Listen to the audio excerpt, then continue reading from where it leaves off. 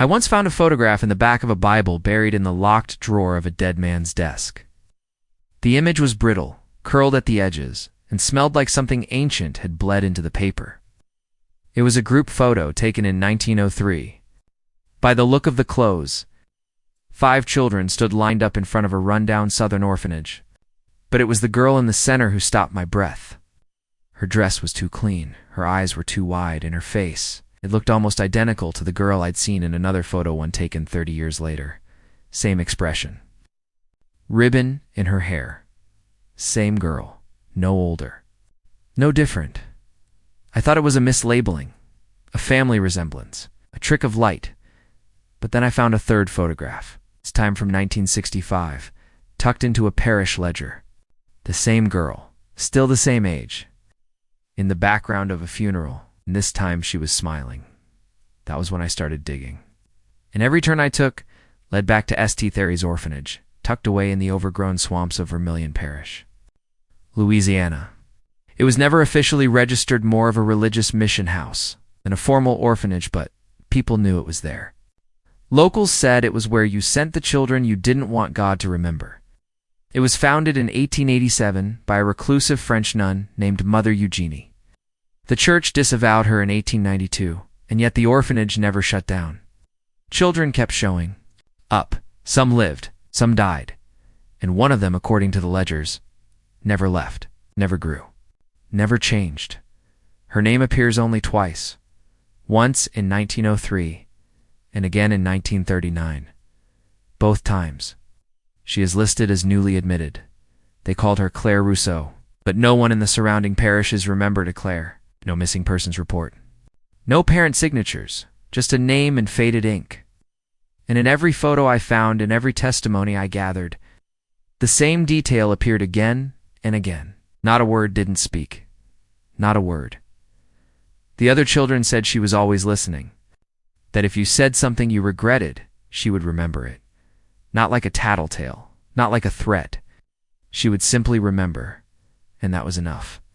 One boy who survived St. Theory's in 1921 recalled how she used to sit at the edge of the dormitory at night and write names in a small leather book. Names of other orphans, names of staff, names of priests. The boy never saw her tear a page out, never saw her cross one off. He said the list never got shorter, only longer. And what's more, she never seemed to need anything. Not food, not warmth, not sleep. One girl remembered waking up night after night to find Claire still sitting by the window watching the trees. Rain or shine, never blinking, never shivering. Just ... Watching. By 1910, the orphanage burned once. In 1919, it burned again. And in 1927, it flooded during the Great Mississippi Deluge. Yet somehow, in every aftermath photo, Claire remained, still untouched, still in her white dress. No soot on her, no mud. Just standing amid the ruin, as if waiting for someone to return. One of the most disturbing things I read came from a local sheriff's log in 1934. A fisherman had been arrested after he tried to dig up the graveyard behind the orphanage. He claimed there were no real graves. They were just stones. The bodies, he insisted, were never buried, only hidden. He was committed to the state asylum in Lafayette before he could say more. But the sheriff noted that when they returned to check the graveyard, all the markers had been removed. Every single one. When asked who did it, the caretaker at the time said, "There's no need for names. None of them are gone." When pressed, he mentioned the girl. He said she never aged.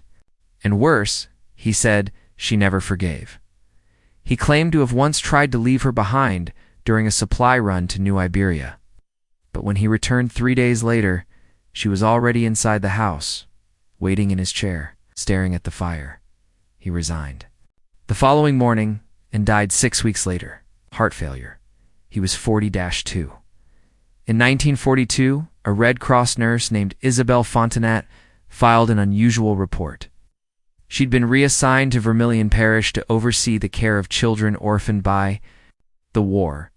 One of her duties involved inspecting isolated facilities to ensure they met state requirements. Among the sites listed was Maison de l'Enfant Saint. a name she didn't recognize until she realized it was the same building locals referred to as that swamp orphanage. When she arrived, the building looked forgotten by time. Roof sagging, paint peeled off the old chapel walls like dead skin. Vines curled up through the windowsills. The iron gate had rusted open decades ago. Inside, she found only 6 children, and one of them was Claire. Still the same height. Still the same pale, round face. But now the other children whispered to Nurse Fontenette when Claire wasn't listening. They said Claire didn't eat anymore. She hadn't used a bed in months. She would sit beside your cot and hum. And the next day, your fever would break, but you'd forget something important. A sibling's name? The sound of your own father's voice, a date you once knew by heart. And that wasn't the worst of it. The children said sometimes Claire left her room at night and walked into the marsh barefoot. Not like she was lost, not like she was afraid, but as if something was calling her back. They said she always returned wet but clean, not a speck of mud on her. Her white dress unstained, her hair dry, like the swamp itself let her through.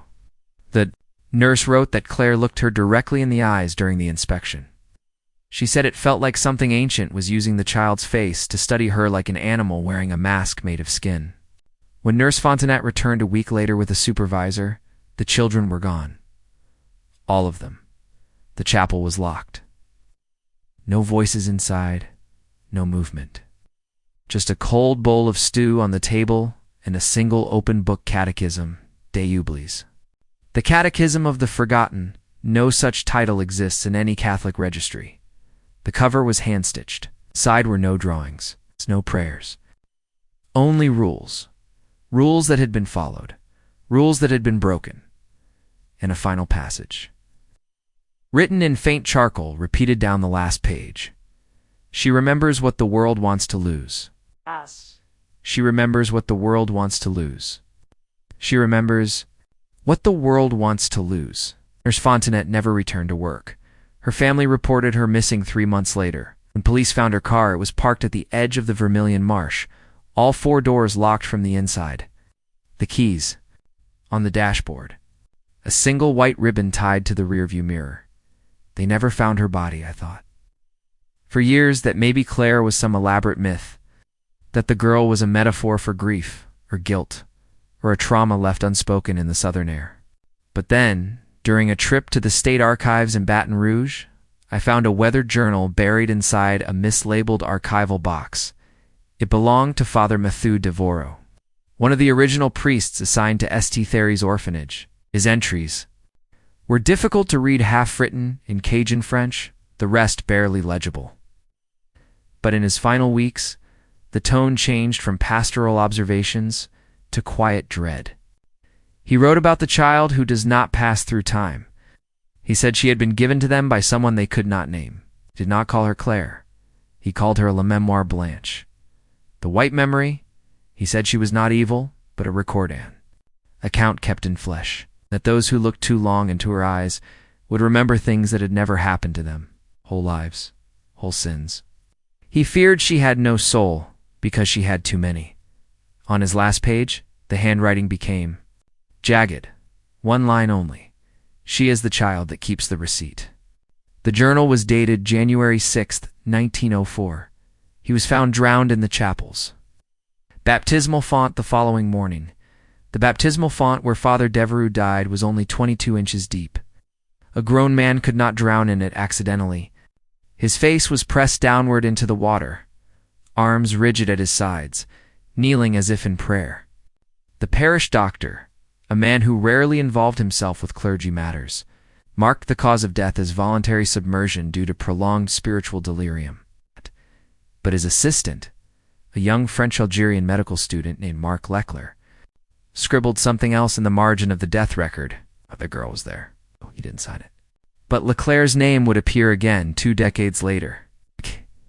In the incident reports of an asylum outside Baton, Rue Sainte-Bernadette's, a place for children who claimed to see things others could not, Leclerc was now the supervising physician, and one of the children, a mute boy named Eli, had drawn a picture over and over during his stay.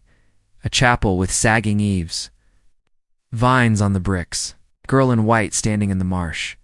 The drawing never changed, even as the boy grew, and in the final version, the girl was holding a ledger. I visited the ruins of St. Tharies myself. The state had officially demolished the orphanage in 1978. After several break-ins and an unsolved fire destroyed what was left of the dormitories. But the chapel remained, at least what was left of it.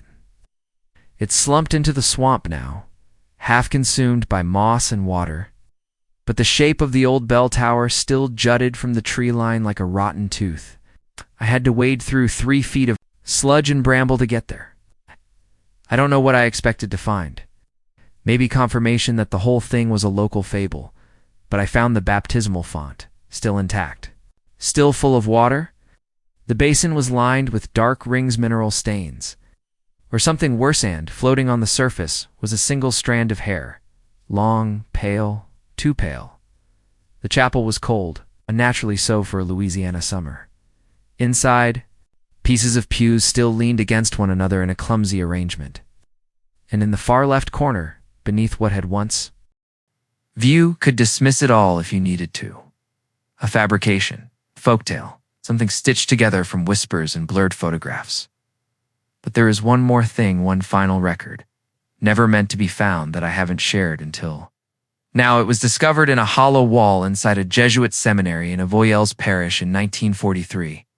When the building was being converted into a state mental facility, a carpenter pulled loose a warped floorboard and found a locked tin box filled with handwritten sermons, Latin prayer scrolls, and one brittle, water-damaged notebook wrapped in oilcloth. The pages were the writings of Father Felix Moreau, the first priest assigned to St. Tharies orphanage in 1881. Most of the journal is theological reflection, debates on canon law, the burden of caring for damaged children. But as the entries go on, they become increasingly disjointed scratches, ink blots, entire passages crossed out with frantic slashes. And then, 5 pages from the end, this: she does not sleep. She waits by the font at night and whispers, to the water. I asked her how she came to us, and she said, I was here before the bricks. She is not evil. She is something older. She has buried many names in this place. I have burned the records. I have salted the soil. Still, the children follow her. They write her catechism in the dirt. I no longer speak the old prayers. They are not ours anymore. Were his last words. No further entries. Father Moreau disappeared later that year. The official story was that he returned to France due to illness, but there is no record of his arrival. His name was never logged in any port or ship manifest, but his rosary was found years later buried beneath the floorboards of the old girls' dormitory, curled around a small wooden doll. Somewhere along the way, the girl stopped being a ward of the church and became its secret. She appeared again in 1919. In a photograph taken by state investigators after a report of child cruelty at the orphanage, they never published the image. I obtained a scanned copy through university archives in the early 2000s. It's a wide-angle shot of the children, lined up along the main corridor, all facing the camera, all expressionless. And there, near the back, mostly obscured in shadow, was the same girl, white dress, untouched by time, staring directly at the lens, even though the others appear blurred. I used to think she was a ghost, a lingering memory. But that's not quite right. She's not a remnant of something that died. She's what remains when something refuses to pass. Over the next 3 decades, the orphanage continued to operate under various Catholic and state oversight programs. And each time it changed hands, children would disappear, quietly, without outcry, because the records had been corrupted from the beginning. By the 1940s, only a handful of nuns remained at St. Tharies. One of them, Sister Claudette, left behind a series of unsent letters found in a locked drawer after her death. In them, she wrote to an unknown recipient about the girl who keeps walking the halls. She is not unkind, she writes. She comforts the new ones when they cry. She brings them food. She sings, but she does not age. She has been 8 years old for as long as I can remember. And when I asked her once where she learned the catechism, she said, He taught me before the ground was dry. Sister Claudette's body was found slumped in front of the altar in 1949. No cause of death, just a note clutched in her hand. That said, she is still here, and so are they. I've been studying historical horror for over 30 years, and nothing disturbs me like this story, because it does not end with fire, or exorcism, or salvation. It does not culminate in revelation. It continues. It waits. And even now. I wonder if someone else will find this account, these documents, these cursed fragments, and add their name to the long list of those who came looking, because the girl does not punish. She does not chase. She only welcomes. I no longer teach this case in my classes. I stopped after a student visited the ruins for her thesis project and never came back. Her camera was found 6 weeks later, submerged in the mud near the old chapel. It held only one photo, a girl in white, smiling, at last. The grounds of the orphanage are mostly gone now. Hurricane Betsy reduced what was left to waterlogged ruin. The state cleared the rest by the late 1970s, citing structural instability and asbestos risk. Officially, nothing remains but a stone foundation in the earth and an overgrown path that leads to nowhere. But the locals don't walk that way, not because they believe in ghosts, not exactly.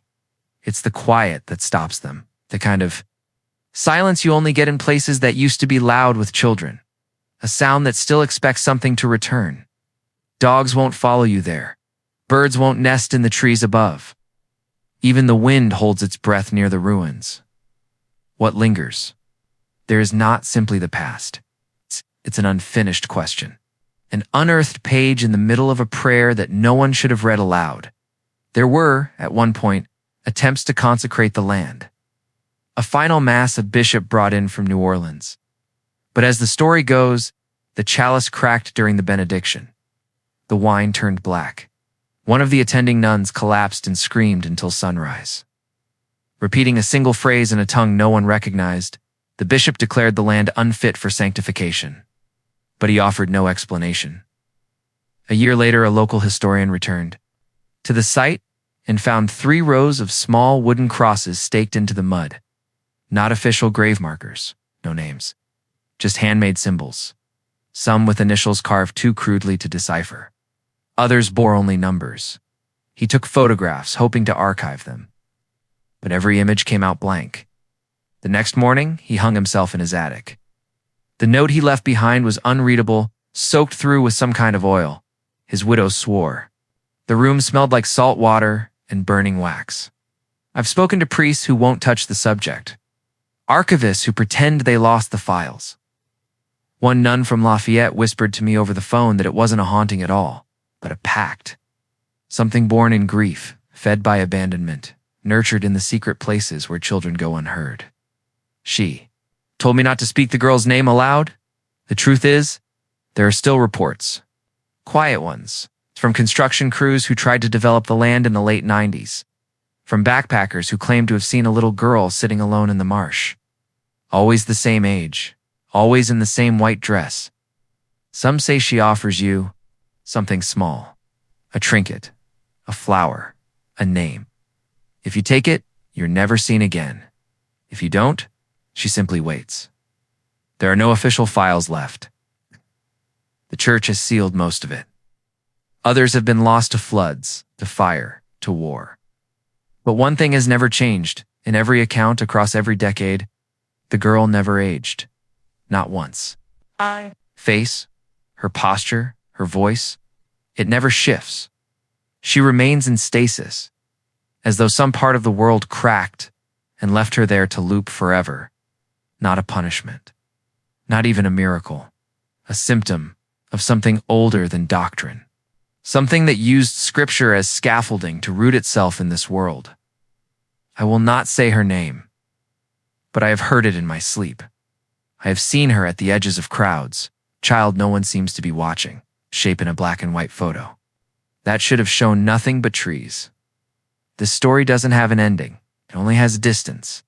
And if you've made it this far, if you're still watching, still listening, then I have to warn you. Some names don't vanish. They wait. They settle in the throat like dust, and one night, without realizing it, you say them aloud, and then she knows where you are.